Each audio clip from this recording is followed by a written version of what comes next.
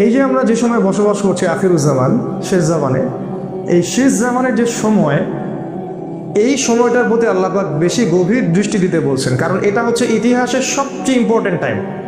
মানে এখানে এমন এমন কিছু ঘটনা ঘটবে যা পৃথিবীর ইতিহাসে কখনো ঘটেনি। কীরকম? একদিন সাহাবীরা বসে আছেন, রাসূল সাল্লাল্লাহু আলাইহি ওয়াসাল্লাম আসলেন, এসে বললেন, তোমরা কী নিয়ে কথা বলছো?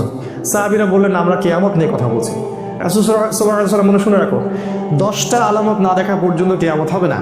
নাম্বার 1 দাজ্জাল, নাম্বার 2 ইয়াজুজ আর মাজুজ, নাম্বার 3 ঈসা আলাইহিস সালামের আগমন, নাম্বার 4 দাব্বাতুল আরদ, জমিন থেকে অনেকগুলো প্রাণী বের হবে। 5 নাম্বার আর দুখান, ধোঁয়া, সারা পৃথিবী ধোঁয়ায় ছেড়ে যাবে। 6 নাম্বার, 6, 7, 8 সম্ভবত 3টা ভূমিকম্প, 3টা বড় বড় ভূমিকম্প হবে পৃথিবীর পূর্ব, পশ্চিম এবং মাঝখানে। আরেকটা হচ্ছে পশ্চিম দিক থেকে সূর্য উঠবে। আর সর্বশেষটা হচ্ছে ইয়েমেন থেকে আগুন বের হবে, এই আগুনটা মানুষকে তাড়িয়ে নিয়ে আসবে আরাফার মাঠের দিকে। রাসূল সাল্লাল্লাহু আলাইহি ওয়াসাল্লাম বলছেন 10টা আলামত না দেখা পর্যন্ত কিয়ামত হবে না। কোরআনে আল্লাহ পাক অনেকগুলো কসম করেছেন। ওয়াতিন, ডুমুর ফলের কসম। আমাদের দেশের ডুমুর ফল না, আবার যে ডুমুর ফল মক্কা মদিনায় পাওয়া যায়, আরবে পাওয়া যায়, কাঁচা খেতেও মিষ্টি লাগে। ওয়াতিন ওয়া জাইতুন, জাইতুন ফলের কসম। জাইতুনের তেল দিয়ে রাসূল সাল্লাল্লাহু আলাইহি ওয়াসাল্লাম মালিশ করতে বলেছেন, উপকারী। ওয়া তুরি সিনিন, তুর পাহাড়ের কসম, সিনাই পাহাড়ের কসম। এরকম অনেক কসম আছে। ওয়াল লাইল, রাতের কসম। ওয়া দুহা, দ্বীপ্রহরের কসম। ওয়াল ফাজর, ফজরের কসম। ফজরের কসম করে আল্লাহ বলেছেন, ফজর সকাল, ফজর নিঃশ্বাস ছাড়ে। অসাধারণ একটা আয়াত, ফজর নিঃশ্বাস ছাড়ে। আজকের এডুকেশন সিস্টেম আমাদের এটা বিশ্বাস করবে? সকাল নিঃশ্বাস ছাড়ে। কোরআন বলেছে ফজর, ফজরের সময় মালায়েকা চলে আসেন, কেরাত হয় ইমামে, তারা শোনেন, কারা কারা নামাজে আসছেন তারা লিখে রাখেন, আল্লাহর কাছে লিস্টটা নিয়ে যান, নিয়ে গিয়ে দেখান যে ফজরের জামাতে হাজির ছিল। আবার আসরের জামাতে আরেক দল ফেরেশতা আসে, তারা আবার দেখেন আসরের জামাতে কারা কারা আছে, তারা আবার ফজর পর্যন্ত থাকে। কোরআনে সূরা ফজরের মধ্যে শপথ করে বলা হচ্ছে যে ফজর নিঃশ্বাস ছাড়ে। আমাদের এডুকেশন সিস্টেম কি বিশ্বাস করবে কথাটা, যে ফজর নিঃশ্বাস ছাড়ে? তারপর পাগলের প্রলাপ কি বলে, হয়তো গাল গল্প বলে। এই জন্য আমি বারবার বলি যে this education system is created by দাজ্জাল। এই এডুকেশন সিস্টেমটা ক্রিয়েট করেছে দাজ্জাল নিজেই। তার উদ্দেশ্য একটাই, কিভাবে আমাদের পুরো জেনারেশনের পর জেনারেশন, প্রজন্মের পর প্রজন্মকে আল্লাহ থেকে দূরে সরানো যায়, এটাই উদ্দেশ্য, আর কোনো উদ্দেশ্য নয়। একজন পিএইচডি ডিগ্রি অর্জন করবে কিন্তু ভিতর থেকে হবে অন্ধ। একজন ডক্টরেট করবে, বাইরে থেকে ডিগ্রি নিয়ে আসবে, তার বাবা মা থাকবে বৃদ্ধাশ্রমে। সে ইন্টারনালি ব্লাইন্ড। আল্লাহ পাক এরকম অনেক কসম করেছেন। একটা কসম সময়ের কসম। সময়ের কসম আল্লাহ কেন করলেন সেটা বলার আগে বলছি, আল্লাহ যে কসম করলেন, আমাদের জন্যও কি কসম করার বিধান নাই? আছে। আমরা যদি কসম করি তাহলে শুধু আল্লাহর নামেই করতে হবে। কারণ একটা হাদিস রাসূল সাল্লাল্লাহু আলাইহি ওয়াসাল্লাম বলেছেন, মান হালাফা বিগাইরি ইসমিল্লাহ ফাকাদ কাফারা, যে ব্যক্তি আল্লাহ ছাড়া অন্য কারো নামে কসম করলো সে কুফরি করলো। আমরা যখন কসম করব অবশ্যই আল্লাহর নামেই কসম করতে হবে। ছোটবেলায় আমরা শিখেছিলাম আল্লাহর কসম করতে হয় না, এই জন্য আমরা মায়ের কসম করতাম, বাবার কসম করতাম। এখন আমরা দেশের কসম করি, মাতৃভূমির কসম করি। তা আল্লাহ বলেছেন কসম করতে হবে শুধুমাত্র আল্লাহরই, অন্য কারো না। তবে আল্লাহ রাব্বুল আলামিন তার সৃষ্টির কসম করেন, যেমন রাত দিন, ফজর, ডুমুর ফল, কোরআন, চাঁদের, সময়ের ইত্যাদি। সময়ের কসম করার অর্থ কি? সময়ের কসম আল্লাহ পাক কেন করছেন? আল্লাহ পাক যখন কোনো কিছুর কসম করছেন বুঝতে হবে ওই বিষয়টা অত্যন্ত গুরুত্বপূর্ণ। এটা বোঝার জন্য খুব বেশি বুদ্ধির দরকার নাই। আল্লাহ পাক তো সহজে কোনো বিষয়ের কসম করবেন না। আর কোরআন নাজিল করার সময় আল্লাহ পাক খুবই ইকোনমিক্যাল। কোন দিকে? শব্দ চয়নের ক্ষেত্রে আল্লাহ পাক অতিরিক্ত কোনো শব্দই চয়ন করতে চাচ্ছেন না, যেটা দরকার সেটা নাজিল করছেন। হয়তো কোনো শব্দ কিন্তু কোরআনে নাই। কোরআন এমন একটা কিতাব যেটার একটা শব্দ দিয়ে একটা জাতির ইতিহাস বলা হয়েছে। সিরিয়াসলি, সূরা কাহফের মধ্যে একটা শব্দ আছে, জুলকারনাইন বাদশা যাচ্ছেন একদিকে, একটা কওমকে দেখতে পেলেন যে কওমের সূর্যের আলো থেকে বাঁচার কোনো বুদ্ধি ছিল না। তারা জানতো না কিভাবে সূর্যের আলো থেকে নিজেদেরকে রক্ষা করতে হবে। আল্লাহ ভালো জানেন এই জায়গাটা কোথায়। আল্লাহ পাক শুধু বলেছেন ক্যাযালিকা, ওরা এরকমই ছিল, ব্যাস এতটুকু। ওই সম্প্রদায়টা এমনই ছিল বলে আল্লাহ পাক অন্য প্রসঙ্গে চলে গেছে। একটা ওয়ার্ড দিয়ে একটা সম্প্রদায়ের কথা বলেছেন আল্লাহ পাক। শব্দ আল্লাহ পাক হয়তো চয়েস করবেন না, তাই সময় শপথ কেন করলেন? 3টা কারণে করতে পারেন, শর্ট করে বলছি। একটা হলো, অবশ্যই আমাদেরকে চোখে আঙ্গুল দিয়ে দেখিয়ে দেওয়া হচ্ছে যে আমাদের জীবনের সবচেয়ে গুরুত্বপূর্ণ জিনিস সময়। আমাদের মানব জাতির জন্য সবচেয়ে গুরুত্বপূর্ণ জিনিস হচ্ছে সময়, যেটা আমরা ফেসবুকে, অনলাইনে থেকে, ইউটিউবিং করে, গার্লফ্রেন্ডের সাথে সময় অপচয় করে, কফি খেয়ে, চায়ের দোকানে আড্ডা পিটে, খেলার মাঠে নষ্ট করি। তবে মানুষ যখন মৃত্যুবরণ করবে কিয়ামতের মাঠে এবং জান্নাতে যদি চলেও যায়, সেখানে গিয়েও মানুষের আফসোস হবে ওই সময়গুলোর জন্যে, যে সময়গুলো মানুষ অহেতুক নষ্ট করেছে, যে সময়গুলোতে মানুষ আল্লাহর কথা বলেনি, আল্লাহর জিকির করেনি, রাসূলের প্রতি দরুদ পড়েনি। ওই সময়গুলোর জন্য মানুষ আফসোস করতে থাকবে। একজন জান্নাতি ব্যক্তিও আফসোস করতে থাকবে, কেন আমি ওই সময়গুলো আল্লাহর জিকির করিনি। সময় সবচেয়ে বেশি ইম্পর্টেন্ট জিনিস। আর এই সভ্যতা, এই গডলেস ওয়ার্ল্ড এবং এই এডুকেশন সিস্টেম আমাদের সময়গুলোকে খেয়ে ফেলেছে। এখন আমার মনে হয় এই 30 বছরের জীবনে এসে আমার কাছে মনে হয় যে আমার জীবনের 15 বা 18টা বছর অপচয় হয়ে গেছে। 18 বছর আমি হাফেজ হতে পারতাম, আমি হয়তো হাদিসেরও হাফেজ হতে পারতাম, বুদ্ধি ব্রেন ভালো ছিল, ফার্স্ট হতাম সবসময়। আমি হয়তো ফিক পড়তে পারতাম, ইতিহাস পড়তে পারতাম, সিরাত পড়তে পারতাম। এখন সারাদিন রাত যত কাজই করি না কেন আত্মতৃপ্তি হয় না, মনে হয় কিছু না কিছু গ্যাপ থেকেই গেল, আর এই গ্যাপটা কখনো পূরণ হবে না, অসম্ভব। তাই যারা 40 বছর 50 বছর বয়সে তাস খেলছে, টিভি দেখতেছে, আড্ডা পিটাচ্ছে, এদেরকে দেখলে বুঝেই আসে না যে এই বয়সে কীভাবে সেটা করতে পারে। একটা বড় কি চিন্তা হয় না যে আমার হায়াত কমে আসছে, আমি পৃথিবীতে আর হয়তো বেশি দিন থাকবো না। সুবহানাল্লাহ, সময়ের কসম, আল্লাহ পাক সময়ের কসম করে আমাদেরকে সময়ের দিকে দৃষ্টি দিতে বলছেন, সময় সম্পর্কে সচেতন হতে বলছেন। দেখেন, মানুষ সারা জীবনে অনেক কষ্ট করে ঠিকই, কষ্টের পর কষ্ট সহ্য করে, একটা চাকরির জন্যে, একটা জমির জন্যে, একটা ভালো জব, স্ট্যাটাস, টাকা, সিকিউরিটি, বাড়ি গাড়ি, বউ বাচ্চা, এগুলো ছাড়া আর কিচ্ছু নাই। এগুলো ছাড়া কিন্তু কিচ্ছু নাই, সব এইগুলোর পিছনে সারা দিন রাত মানুষ প্রচণ্ড পরিশ্রম করে, মানুষ কিন্তু প্রচণ্ড পরিশ্রম করে। আর শয়তান মানুষকে প্রচণ্ড পরিশ্রম করিয়েও নেয়, ও মানুষকে কষ্টের পর কষ্ট দিয়ে জাহান্নামে নিয়ে যেতে চায়। কিন্তু দেখেন, কষ্টের ট্র্যাকটা ভুল, কষ্টের ট্র্যাকটা ঠিক নাই, রং ট্র্যাকে সে কষ্ট করছে। এই যে আমাদের ছেলেমেয়েরা পড়াশোনা করছে, নার্সারিতে ভর্তি হচ্ছে 5 বা 6 বছর বয়সে, 25 বছর পর্যন্ত ঘাড়ে ব্যাগ থাকবেই, অনার্স মাস্টার্স করতে করতে 25 হয়ে যাবে বয়স। এই লম্বা সময়ে সে কোরআন শিখবে না, জেনারেল এডুকেশনের কথা বলছে, কোরআন A to Z শিখবে না, হাদিস শিখবে না, ফিকহ শিখবে না, ইতিহাস শিখবে না, সে ইসলামের যে রাসূলের জীবনী সেটা শিখবে না, সাহাবীদের জীবনী শিখবে না, এগুলো কিছু শিখবে না। 25 বছর পর্যন্ত সে কষ্ট করবে। আমরা যখন জেনারেল লাইনে পড়তাম, আমাদেরকে এক একটা কবিতা, এক একটা গল্প এমনভাবে পড়ানো হতো, একদম ভেজে ভেজে খাওয়াই দেওয়া হতো।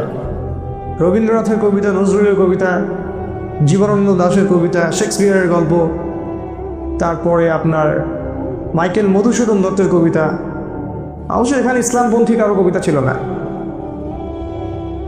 আপনার কাছে যদি মনে হয় এই পুরো প্ল্যানটা এমনি এমনি হয়ে গেছে, আপনি বোকার স্বর্গে বাস করছেন, এর পিছনে একটা মাস্টার মাইন্ড আছে। এই পুরো প্রসেসটা একদিনে হয়নি, এটাকে সাজানো হয়েছে, ঢেলে সাজানো হয়েছে, যাতে করে আমাদের প্রজন্মের বা প্রজন্ম ইসলাম থেকে দূরে সরে যায়, তাদের জীবনের বড় একটা সময় নষ্ট হয়ে যায়। সময়ের কসম করেছেন আল্লাহ, এটা একটা কারণ, সময়ের প্রতি মূল্যায়ন করা। সেকেন্ড কারণ হচ্ছে আল্লাহ পাক অতীতের দিকে তাকাতে বলছেন আমাদের দিকে, অতীতের দিকে।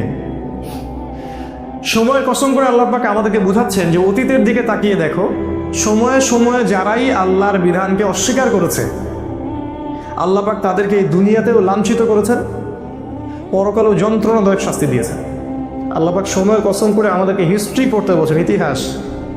অতীতের দিকে তাকাও, দেখো আদম আলাইহিস সালাম থেকে শুরু করে এই পর্যন্ত একই সুন্নাত, আল্লাহর সুন্নতের মধ্যে কোনো পরিবর্তন নাই। ওয়ালান তাজিদা লিসুন্নাতিল্লাহি তাবদীলা, আল্লাহ বলেছেন আমার সুন্নাত, আমার স্টাইলে কোনো পরিবর্তন পাবে না। যাদের কাছেই আল্লাহ হেদায়েত এসেছে, যারা স্বীকার করে নিয়েছে, আল্লাহ পাক তাদেরকে দুনিয়া সাফল্য দিয়েছেন, পরকালও সাফল্য দিয়েছেন।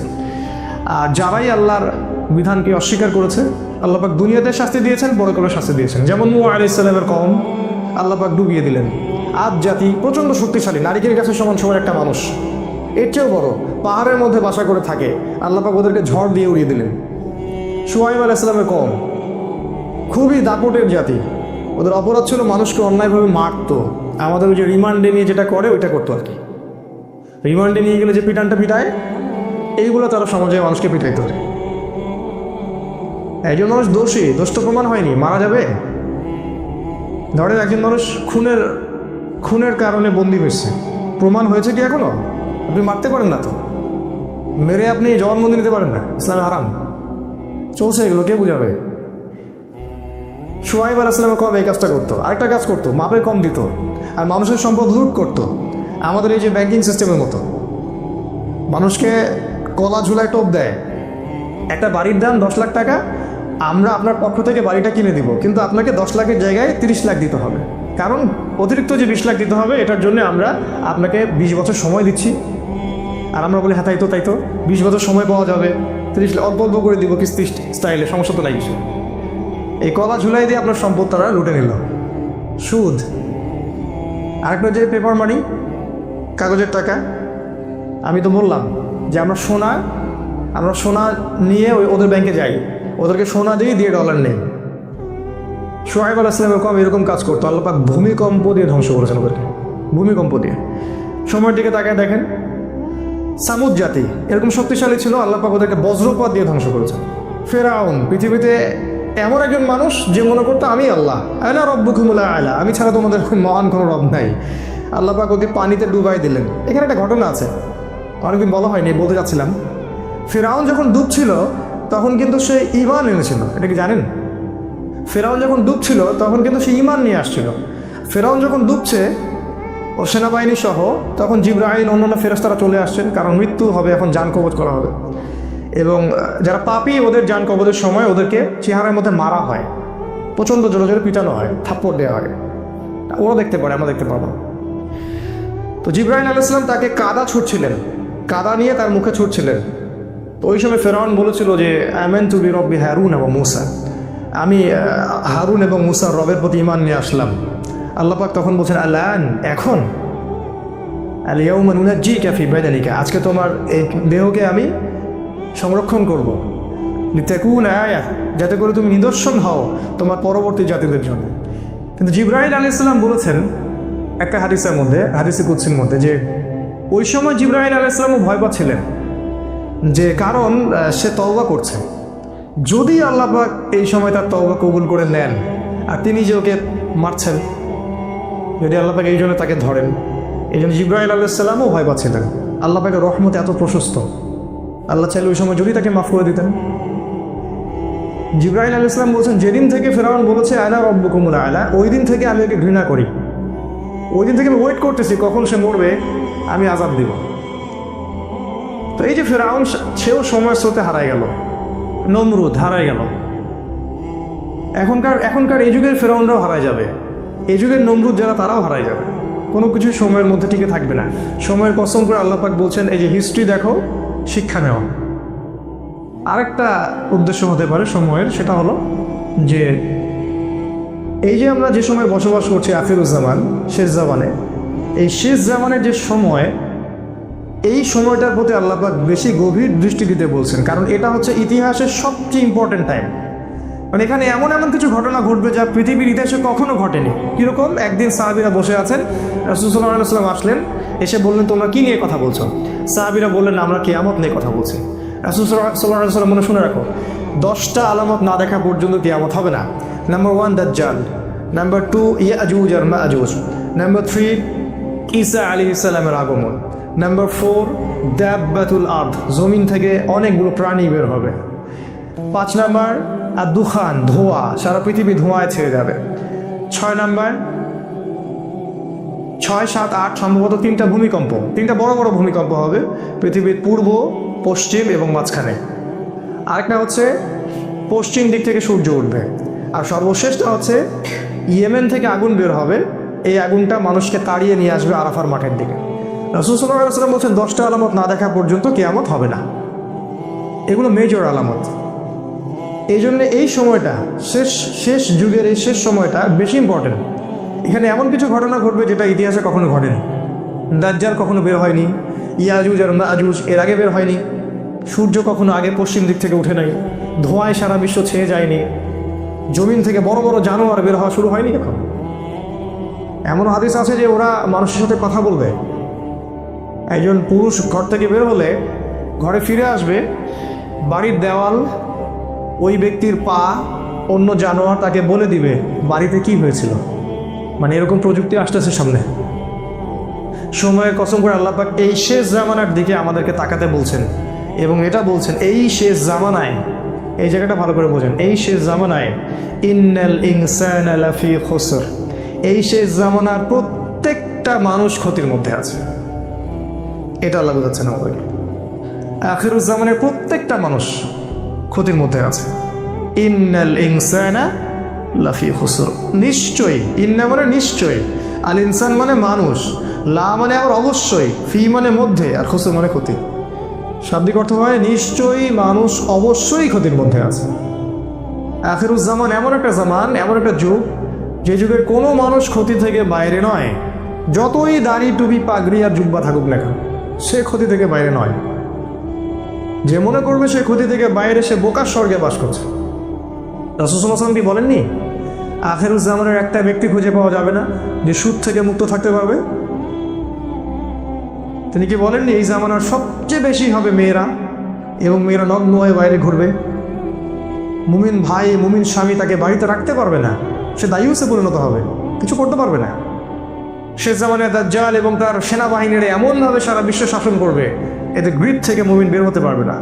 সবচেয়ে বড় হাদিসটা হচ্ছে শেষ জামানায় মুমিনের হাতে জ্বলন্ত কয়লা রাখা যেমন, ঈমান ধরে রাখাটা ওই রকম হবে। নিজেকে প্রশ্ন করলে উত্তর পাওয়া যাবে আমাদেরকে সবাইকে, যে আমরা যে ইসলামটা ফলো করছি আর কি, এটা কি হাতে কয়লা ধরার মতো কিনা? আমরা যে ইসলামটা ফলো করছি আসলেই কি আমরা হাতে জ্বলন্ত কয়লা ধরে আছি কিনা, এরকম কষ্ট হচ্ছে কিনা?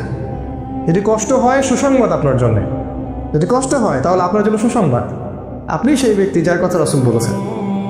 আর যদি কষ্ট না হয় আফসোস আমাদের জন্যে, আমার উপর ধিক্কার, আমি সেই ব্যক্তি যার কথা রাসূল বলেছেন নেগেটিভলি, পজিটিভলি না।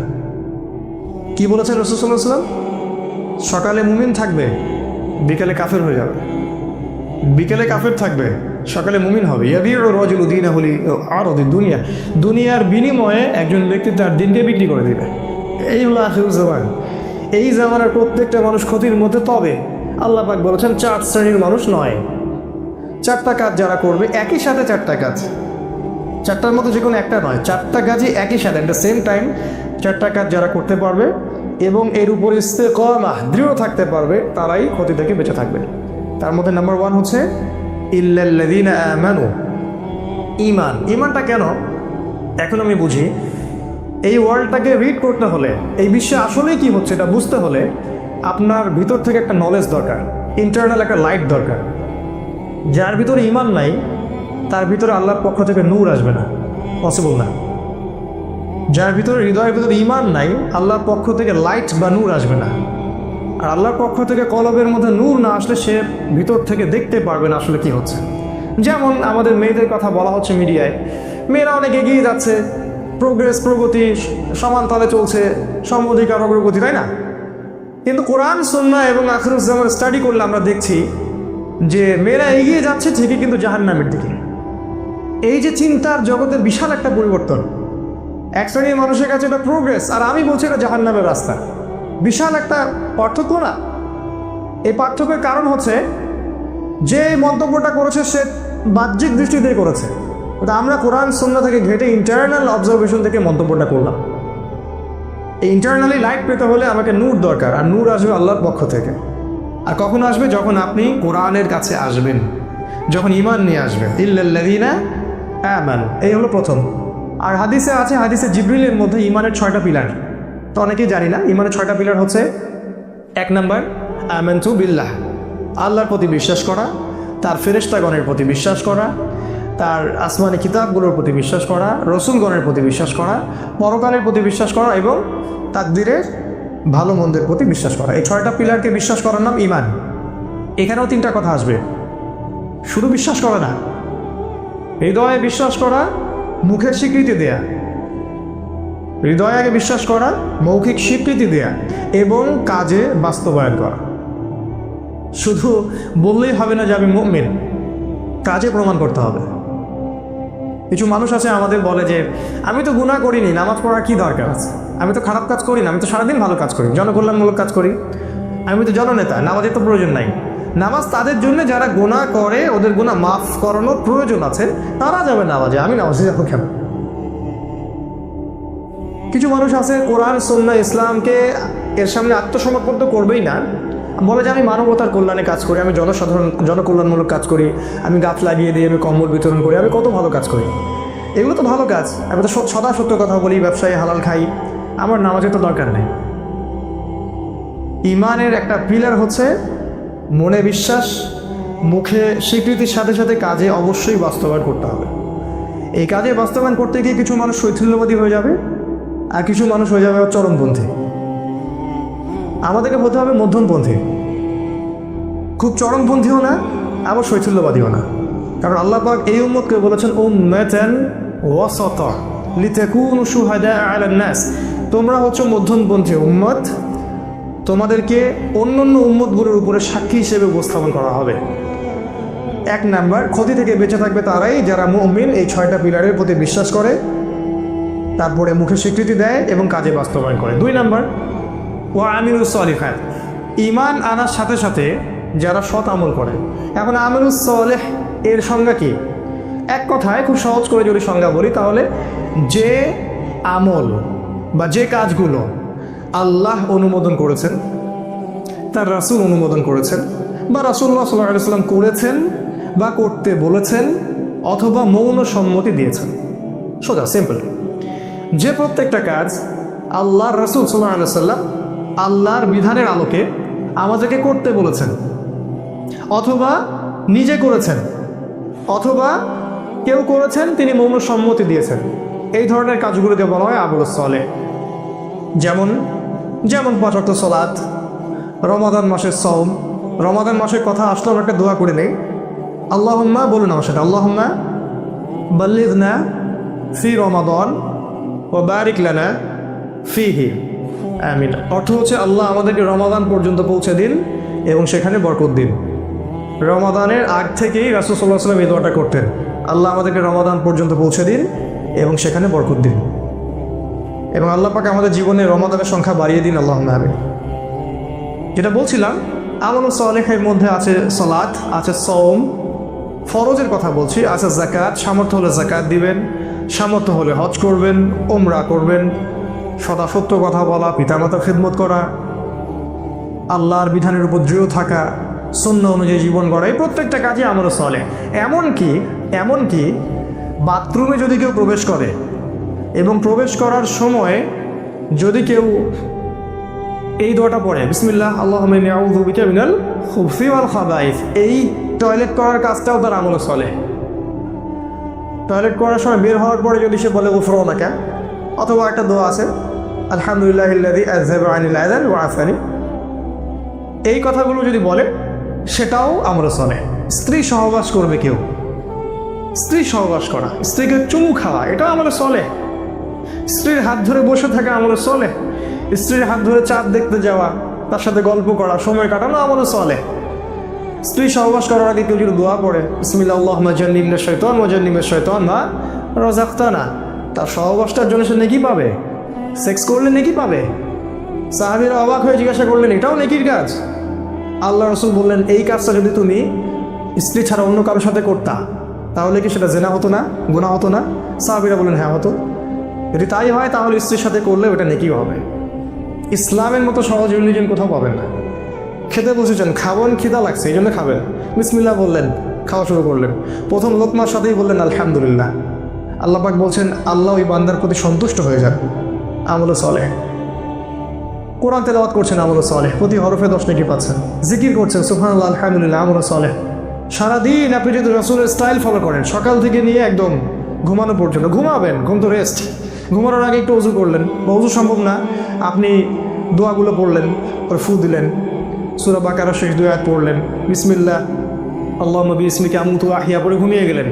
পুরো ঘুমটা আপনার আমল সালেহ।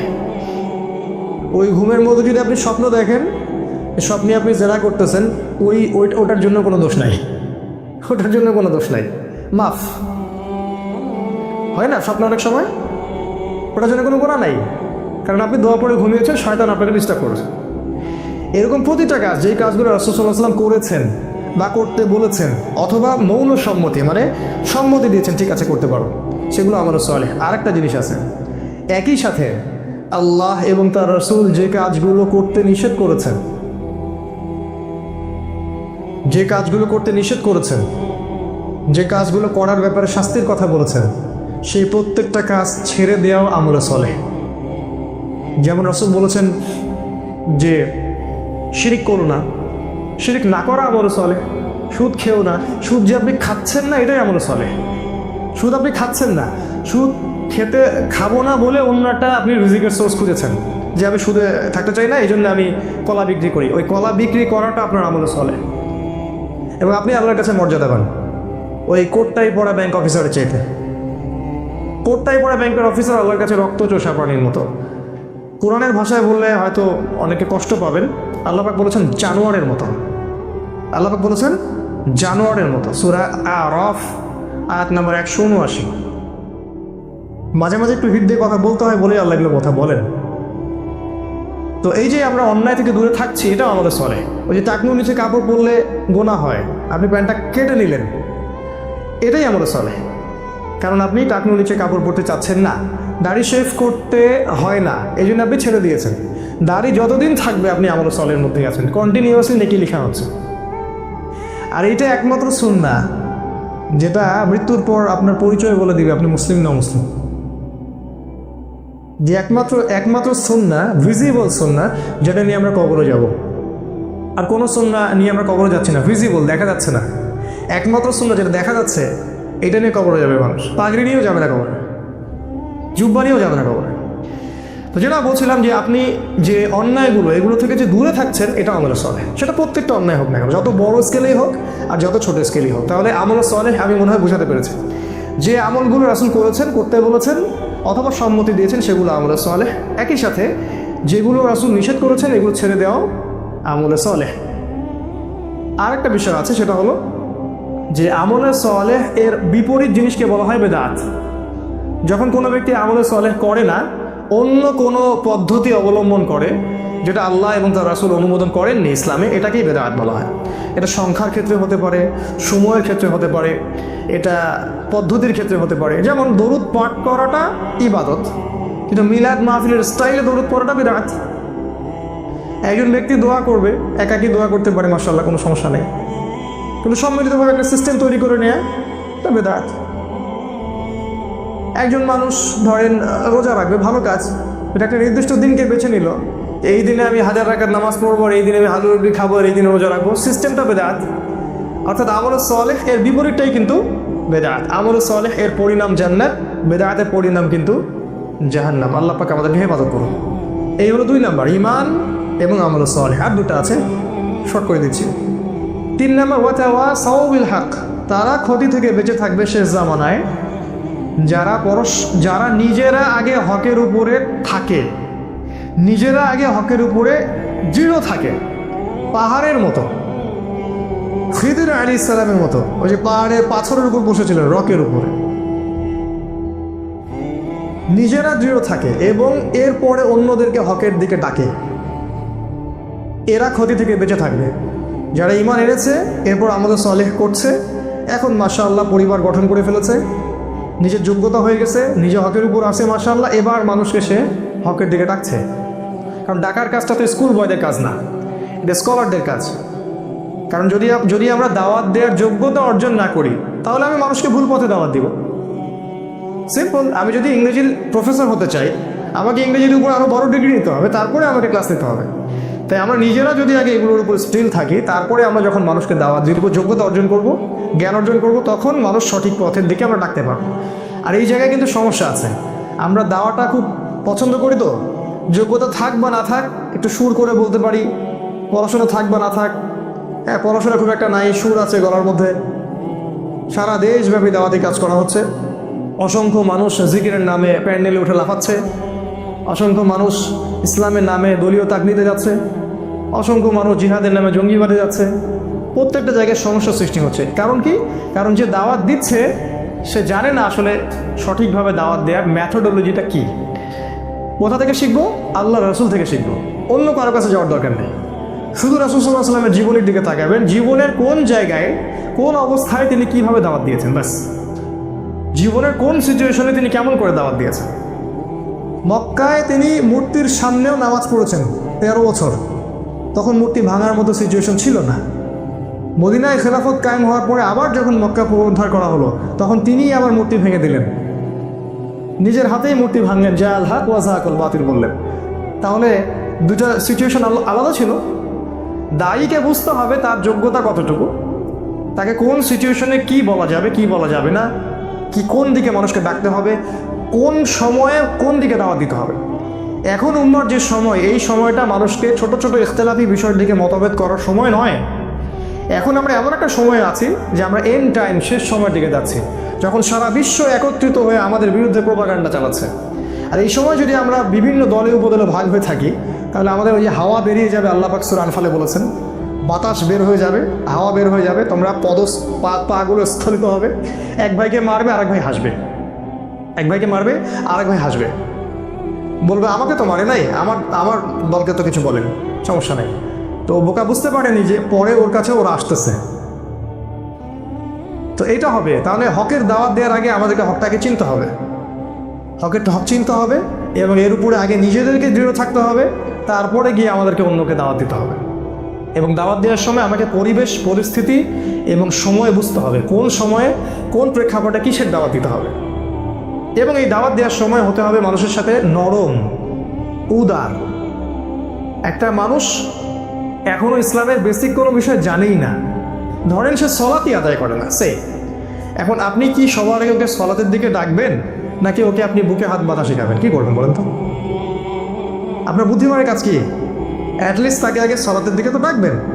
সে নামাজ পড়তেছে মাশাআল্লাহ, এখন নিয়মিত জামাতে আসে, মাশাআল্লাহ হৃদয়টা পরিবর্তন হচ্ছে, আস্তে আস্তে আস্তে আস্তে আপনি ওকে মাসআলাগুলো বোঝান। আমরা কি করি? আমরা প্রথমে আক্রমণ করি, যেখানে যাই এটা ঠিক না, ওইটা ঠিক না, আপনার এটা ভুল হয়েছে, আপনার এটা ঠিক না। এতে করে কি হয়? ওরা তো এই ব্যাপারটাকে ভালোভাবে দেখেই না, বরং এখানে ওরাও তখন ডিফেন্সিভ হয়ে যায়, ওরাও তখন বলে যে না আমাদেরটাই ঠিক। ওরাও মাহফিল করবে আপনার বিরুদ্ধে, আর আমরাও মাহফিল করবো ওদের বিরুদ্ধে। এই হচ্ছে উম্মার সার্কাস। শব্দটা কি বললাম আমি? সার্কাস। এখন এই বাংলাদেশে এই সার্কাস চলে। হকের দাওয়াত দেওয়ার জন্য হকের সংজ্ঞা জানতে হবে। আল্লাহ পাক সূরা কাহাফের মধ্যে বলেছেন, আয়াত নাম্বার 23 বা 24, আল্লাহ বলছেন ওয়াকুলিল হক মির রাব্বিকুম, হক সেটাই, সত্য সেটাই যেটা তোমার রবের পক্ষ থেকে নাজিল হয়। ফামান শাআ ফালইউমিন, যার ইচ্ছা হয় সে ঈমান নিয়ে আসুক, ওয়ামান শাআ ফালইয়াকফুর, যার ইচ্ছা হয় সে অস্বীকার করুক। ইন্না আ'তাদনা লিযালিমিনা নারান, আর আমি আল্লাহ জালেমদের জন্য আগুন প্রস্তুত করে রেখেছি। আল্লাহ পাক হকের সংজ্ঞা দিলেন, হক সেটাই যেটা আল্লাহর পক্ষ থেকে নাজিল হয়। তাহলে আল্লাহর পক্ষ থেকে কি গণতন্ত্র নাজিল হয়েছে? ধর্মনিরপেক্ষতাবাদ, কমিউনিজম, আমাদের সেকুলারিজম, আমাদের এই যে ইউনাইটেড নেশনস জাতিসংঘ, আমাদের ইসরায়েলের ব্যাংকিং সিস্টেম, এগুলো আল্লাহর পক্ষ থেকে নাজিল হয়েছে। কি নাজিল হয়েছে আল্লাহর পক্ষ থেকে? এক সময় আল্লাহর পক্ষ থেকে তাওরাত নাজিল হয়েছিল, ওই তাওরাতই ছিল ওই সময়ের হক, ওই তাওরাতটা ওই সময়ের হক ছিল। এরপরে জাবুরটা ওই সময়ের হক ছিল, ইনজিলটা ওই সময়ের হক ছিল। এখন কিয়ামত পর্যন্ত হকের মানদণ্ড কোরআন এবং সুন্নাহ, এর বাইরে যাওয়ার কোনো সুযোগ নাই। জীবনের প্রতিটা ক্ষেত্রে যদি এটার উপর আমল একজন ব্যক্তির না থাকে, সে ব্যক্তি নামে মুসলিম হতে পারলেও কাজে এখনো পরিপূর্ণ মুসলিম হতে পারেনি। এটাকে বলা আত্মসমর্পণ। এই হকটাকে আমরা আগে চিনলাম, এরপরে আপনি হকের দিকে মানুষকে দাওয়াত দিবেন। আর আমি বললাম দাওয়ার ক্ষেত্রে আমাদেরকে হতে হবে একটু লিবারেল, একটু নমনীয়, মানুষকে আগে বেসিক জিনিসগুলোর দিকে নিয়ে আসা, তারপরে আপনি আস্তে আস্তে কঠিন জিনিসগুলো আলোচনা করেন। আর সবচেয়ে বেশি যেটা ইম্পর্টেন্ট, এই শেষ জামানায় সবার মাঝে একটা মৈত্রীর বন্ধন তৈরি করা বেশি ইম্পর্টেন্ট। সে যে কোনো সংগঠন করুক না কেন, সে যে কোনো দল করুক না কেন, আমাদের দেখা উচিত ওর মধ্যে ভালো কতটুকু আছে। হানাফিদের মধ্যে ভালো আছে, আহলুল হাদিসদের মধ্যে কিছু ভালো আছে, তাবলিগের মধ্যেও দেখবেন আপনি কিছু ভালো আছে, জামাত ইসলামে দেখবেন আপনি কিছু ভালো আছে, চরমনায় দেখবেন কিছু ভালো আছে। সবারই মধ্যে কিছু না কিছু ভালো অবশ্যই আছে। আপনি কেমন করে বুঝবেন কোনটা ভালো কোনটা খারাপ? ওই যে বললাম, হক থেকে বুঝতে হবে। হকের মানদণ্ড দেখে আপনাকে ডিসাইড করতে হবে যে এটা ভালো এটা খারাপ। আর একান্ত যদি নাই পারি ডিসাইড করতে আমি, তাহলে সমসাময়িক যত ওলামায়ে কেরাম আছে তাদের কাছে যাব, গিয়ে বলবো, পরামর্শ করবো যে আসলে কোনটা সত্য কোনটা মিথ্যা, এবং তারপরে আমি যাচাই বাছাই করে দেবো কোনটা সত্যের বেশি কাছাকাছি। আর যদি দেখা যায় দুইটা অপশন দেখা যাচ্ছে, এটাও ঠিক ওইটাও ঠিক, যেমন ধরেন সুবহানাল্লাহ এটা 33 বার করে পড়া যায়, 33 33 33, আর লাস্টে একবার লা ইলাহা ইল্লাল্লাহ ওয়াহদাহু লা শারীকা লাহ, তাই না? কি জানি লা ইলাহা ইল্লাল্লাহ, হ্যাঁ মাশাআল্লাহ, লাহুল মুলকু ওয়া লাহুল হামদু ওয়া হুয়া আলা কুল্লি শাইইন সহিহ। সহিহ। একটা হাদিসে আরেকজন সাহাবী রাসূল বলছেন 33 33 34 বার আল্লাহু আকবার। এটা কি সহিহ? এটা সহিহ। তাহলে কখন আপনি ওইটা আমল করেন, কখন এটা আমল করেন, বৈচিত্র্য থাকলো। বেতের সালাত কত রাকাত পড়েছেন রাসূল? 1 3 7 5 9। কোনটা সহিহ? সব সহিহ। এখন কিছু মানুষ বলবে আমরা গোলাল মার্কা আলেম, সবই সহিহ বলে। এক জায়গায় এই কথাটা বলে আসলাম মিঠাপুকুর জাগিরহাটে, তো পরে একজন খুবই খেপে গেছে আমার উপরে, খাবার টেবিলে আমার উপর খুব আক্রোশ ঝাড়লো, বললো যে আপনি গোলাল মার্কা আলেম, আপনি সবগুলোকে সহিহ বললেন। আমি জিজ্ঞাসা করলাম বেতর সালাত কোনটা সহিহ? বললো যে আমি তো অত পণ্ডিত না, পড়াশোনা জানি না, বলে চলে গেল। এই যে আমাদের আচরণগত সমস্যা, এটার কারণ আসলে অজ্ঞতা এবং আমাদের সব নলেজগুলো না থাকা।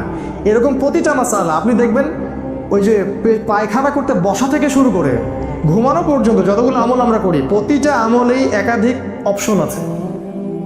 একবারে হাঁটু বেড়ে বসার অপশন আছে, এক পা ডান পা খাড়া করে বসার অপশন আছে পায়খানাতে, খাবার টেবিলে বসার মানে নিচে যখন বসি হাঁটুর উপরে বসার অপশন আছে না, তাশাহুদের মধ্যে বসার অপশন আছে না। কোনটা সহিহ? করবেন দুটোই সহিহ। আপনি সালাতে দাঁড়াবেন, কখনো 2 রাকাত সুন্নত পড়ার অপশন আছে, কখনো 4 রাকাত আছে না, কখনো বেতর 1 রাকাত পড়ার অপশন আছে, কখনো 3 রাকাত আছে না। কোরআন তেলাওয়াত করবেন, অপশন নাই, অপশন আছে। আপনি যে কোনো সুন্নার দিকে যান, ঘুমাবেন, ঘুমানোর সময় অনেক দোয়া, কোনটা সহিহ? সবগুলোই সহিহ। সূরা কাফিরুন পড়ে ঘুমানোর হাদিস আছে, সূরা কাফিরুন, অনেকে বলবে এটা নাই, আছে হয়তো সে জানে না। তাই আমাদেরকে এই জায়গায় যেটা করতে হবে যে সব ডাটাগুলোকে এক জায়গায় আনতে হবে। যদি আমার কাছে না থাকে আমি ওলামায়ে কেরামদের বই পড়বো, সহযোগিতা নিব, এবং সবার মাঝে ঠিক আছে ভাই আমি বুঝতে পারতেছি ওরটা হয়তো একটু দুর্বল, আমারটা বেশি সহিহ, আচ্ছা ঠিক আছে, সে সেটা করতেছে, করুক। আমি তাকে হিকমার সাথে একসময় বুঝাবো যে ভাই এটা যেটা বেশি সহিহ, আপনি চাইলে এটা করতে পারেন, আমার কাছে এটা ভালো মনে হয়। মাশাআল্লাহ। কোনো ইমামের মধ্যে কি কোনো দ্বন্দ্ব ছিল? হানাফি মাযহাবের ইমাম শাফি মাযহাবকে ঘুষি মারতেন নাকি? আমরা এগুলো করি কেন? আমাদের এগুলো অজ্ঞতা অথবা হিংসা অথবা হটকারিতা এগুলোর কারণে করি। এতে করে আমাদের একটা লাভ হয়, সেটা কি জানেন? আমরা ইহুদি খ্রিস্টান এবং জায়নিস্টদের দাসে পরিণত হই, এটা আমাদের লাভ হয়। আমরা ইহুদি খ্রিস্টান এবং জায়নিস্টদের দাসে পরিণত হই, কারণ ওরা বিভক্ত উম্মাকে সুযোগ পেয়ে ধ্বংস করার পথ খুলে যায়। এটা হলো হকের দাওয়াত আমরা দিব। আর একটা হলো সবর, এটা বলে শেষ করছি, সবর অথবা সবর, হকের দাওয়াত দেওয়ার সাথে সাথে যারা সবর করে। আচ্ছা, দাওয়াতের সাথে সবরের সম্পর্ক কি?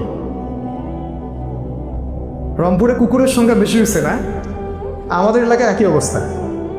আমাদের এলাকায় কুকুরের যন্ত্রণায় ঘুমানো যায় না এখন। আর একটা বিষয় আমি দেখছি, আমাদের এলাকায় অনেক বৃত্তশালী আছে, তো বৃত্তশালীদের টাকা রাখার জায়গা নাই, আর বাসায় হয়তো আল্লাহ এবং তার রাসূলের প্রতি সেই রকম তাওয়াক্কুল আছে কিনা আল্লাহ ভালো জানেন, সবাই কুকুর পুষতেছে বাসায়, সম্পদ পাহারা দিচ্ছে কুকুররা। সুবহানাল্লাহ। জানেন এই ব্যাপারেও হাদিস আছে যে বিনা প্রয়োজনে যদি কেউ কুকুর পালে, কথাটা মনে হলো, দেখেন এটা উপকার হবে। বিনা প্রয়োজনে যদি কেউ কুকুর পালে, প্রতিদিন তার আমলনামা থেকে 1 কেরাত নেকি কেটে দেওয়া হবে। 1 কেরাত, 1 কেরাত মানে হচ্ছে উহুদ পাহাড়ের সমান। আমি দেখেছি উহুদ পাহাড়, আপনারা যারা হজ করেছেন দেখেছেন, উহুদ পাহাড় এত বড় নেকি তার আমলনামা থেকে কেটে দেওয়া হবে। আবার কেউ যদি কোনো ভাই জানাজায় যায়, তার আমলনামা 1 কেরাত নেকি লিখে দেওয়া হবে, মাটি দিলে আরও 1 কিরাত নেকি লিখে দেওয়া হয়। সবরের সম্পর্কটা কি? হকের সাথে সবরের একটা সম্পর্ক আছে, সেটা হলো সত্য এমন একটা জিনিস যেটাকে আক্রমণাত্মকভাবে প্রতিষ্ঠিত করা যায় না। হক এমন একটা জিনিস যেটাকে কখনো আক্রমণাত্মকভাবে প্রতিষ্ঠিত করা যায় না, ধৈর্যের সাথে প্রতিষ্ঠিত করতে হয়। এক্সাম্পল, আপনি নূহ আলাইহিস সালামের দিকে তাকান, 950 বছর দাওয়াত দিলেন, 40 বা 80টা মানুষ ইসলাম কবুল করলেন। আপনি তাকান ইব্রাহিম আলাইহিস সালাম, সবর করতে করতে দেশে থাকতে পারলেন না, হিজরত করতে হলো। শেষ করছে। তারপরে দেখেন আপনি আদ সামুদ জাতি, ঠিক আছে, ফেরাউন, মুসা, ঈসা আলাইহিস সালাম। ঈসা আলাইহিস সালামের তো জায়গাই হলো না পৃথিবীতে। মুসা আলাইহিস সালাম, তাকে উম্মাহ এত কষ্ট দিয়েছে, আমাদের নবী মুহাম্মদ সাল্লাল্লাহু আলাইহি ওয়াসাল্লাম মাঝে মাঝে মুসা আলাইহিস সালামের কথা চিন্তা করতেন আর সান্ত্বনা পেতেন। একদিন আল্লাহ রাসূল গনিমতের মাল ডিস্ট্রিবিউট করছিলেন, একজন এসে বললেন, ইয়া মুহাম্মদ ইদিল, হে মুহাম্মদ ইনসাফ করো, তুমি ইনসাফ করছো না। আল্লাহ রাসূলকে বললেন এইভাবে ডাইরেক্ট। রাসূল সাল্লাল্লাহু আলাইহি ওয়াসাল্লামের পাশে সাহাবীরা ছিলেন, তারা বললেন, ইয়া রাসূলুল্লাহ, আমাকে অনুমতি দিন, গর্দান উড়াই দিবে বেটার। আল্লাহ রাসূল সাল্লাল্লাহু আলাইহি ওয়াসাল্লাম ধৈর্য ধরলেন, বললেন যে মুসাকে তার কওম এর চেয়েও বেশি কষ্ট দিয়েছিল। তিনি মুসা আলাইহিস সালামের কথা চিন্তা করে সান্ত্বনা নিতেন। এত বেশি কষ্ট বনী ইসরাইল তাকে দিয়েছিল, কল্পনার বাইরে। আল্লাহ পাক বনী ইসরাইলের মধ্যে এমন অনেক নবী পাঠিয়েছিলেন যাদের সাথে কোনো উম্মতি ছিল না, 2 জন 4 জন 5 জন 10 জন। আবার এমনও হয়েছে একই সাথে একটা জায়গায় অনেকগুলো নবীকে পাঠানো হয়েছে এবং সবাইকে তারা হত্যা করেছে। একদিনে 40 জন নবীকেও তারা হত্যা করেছিল, এরকম হিস্ট্রি আছে। তো সবরের ব্যাপারটা নবীদের সাথে সম্পর্কিত, তাদের দাওয়াতের সাথে দেখেন হকের সাথে সবর সম্পর্কিত আছে। আর সর্বশেষ দেখেন আমাদের মুহাম্মদ সাল্লাল্লাহু আলাইহি ওয়াসাল্লাম নবীজি, তিনি এত ভালো মানুষ, তাকে আল আমিন বলা হয়। তিনি কখনো মিথ্যা বলেন না, কাউকে কষ্ট দেন না, এতিমকে ভরণ পোষণ করেন, বিধবাকে দেখেন। নবী হওয়ার পর থেকেই তার টাইটেলগুলো চেঞ্জ হয়ে গেল, তাকে বলা হচ্ছে ক্যাযযাব, মিথ্যাবাদী, ভণ্ড, প্রতারক, ক্ষমতা লোভী, তাই না, জিনগ্রস্ত, শয়তানের বলি আওরা, এগুলো সব বলা হচ্ছে। হঠাৎ করে চেঞ্জ হয়ে গেল, তাকে 15টা গালি খেতে হচ্ছে, 14 বার তাকে হত্যা করার চেষ্টা করা হয়েছে। নিজের মাতৃভূমিতে তার থাকা হলো না, হিজরত করতে হলো, সবর করলেন। তাই এই যে হকের দাওয়াত, এর সাথে সবরটা খুব ইম্পর্টেন্ট। আমরা যেন এই হকের দাওয়াত দিতে গিয়ে অধৈর্য হয়ে না যাই এবং লিবারেল মধ্যম পন্থা অবলম্বন করি এবং সবার সাথে হৃদ্যতার সম্পর্ক তৈরি করার চেষ্টা করি, সবর করি। একদিনে কোনো কিছু পরিবর্তন হবে না, একদিনে কখনো কোনো কিছু পরিবর্তন হবে না। একটা সুন্দর গঠনমূলক পদ্ধতিতে দীর্ঘস্থায়ী একটা পরিকল্পনা করলে হয়তোবা কোনো ফলাফল পাওয়া যাবে। আল্লাহ রাব্বুল আলামিন, আজকে সময় শেষ হয়ে গেছে, আমি শর্ট শেষ করলাম। আল্লাহ পাক আমাদেরকে শেষ জামানার এই সূরাতুল আসরের উপরে আমল করার তৌফিক দান করুন। এখানে যে বিষয়গুলো আছে এক বাক্যে বলছি যে আল্লাহ পাক সময়ের কসম করে আমাদেরকে সময়ের গুরুত্ব বুঝিয়েছেন, অতীত থেকে শিক্ষা নিতে বলেছেন, শেষ জামানার দিকে বেশি ফোকাস করতে বলেছেন। তিনি বলেছেন শেষ জামানার বেশিরভাগ মানুষই ক্ষতির মধ্যে আছে, তবে তারা নয় যারা ঈমানদার, ঈমান এনেছে এবং একই সাথে সৎ আমল সম্পাদন করেছে এবং এর সাথে তারা হকের উপর প্রতিষ্ঠিত ছিল, অন্যকেও হকের দাওয়াত দিয়েছে এবং সর্বশেষ যারা ধৈর্যের উপদেশ দিয়েছে পরস্পরকে। এই গুণগুলো আল্লাহ পাক আমাদেরকে অর্জন করার তৌফিক দান করুন, আল্লাহুম্মা আমিন। আল্লাহ রাব্বুল আলামিন আমাদেরকে কোরআন বুঝে পড়ার তৌফিক দান করুন, আল্লাহুম্মা আমিন। এবং এই ছোট্ট সূরাটার মধ্যে অনেক ব্যাপক আলোচনা আছে, আপনারা এগুলো তাফসীর পড়বেন, বাসায় তাফসীর কিনবেন, পড়বেন, আরও অনেক নলেজ আপনারা জানতে পারবেন ইনশাআল্লাহ। আল্লাহ পাক এই প্রতিটা বিষয়ের উপর আমাদেরকে আমল করার আল্লাহ পাক তৌফিক দান করুন। আমাদের কোরআনের আলোয় আল্লাহ পাক আমাদেরকে আলোকিত করুন, আমাদেরকে ঈমান আনার মতো আনার তৌফিক দান করুন, আমলে সালেহ বেশি বেশি করার তৌফিক দান করুন, হকের উপর থাকার তৌফিক দান করুন, দাওয়াত দেওয়ার তৌফিক দান করুন এবং সবর বা ধৈর্য ধরার আল্লাহ পাক তৌফিক দান করুন, আল্লাহুম্মা আমিন। এই বলে আমি আমার আজকের বক্তব্য শেষ করছি।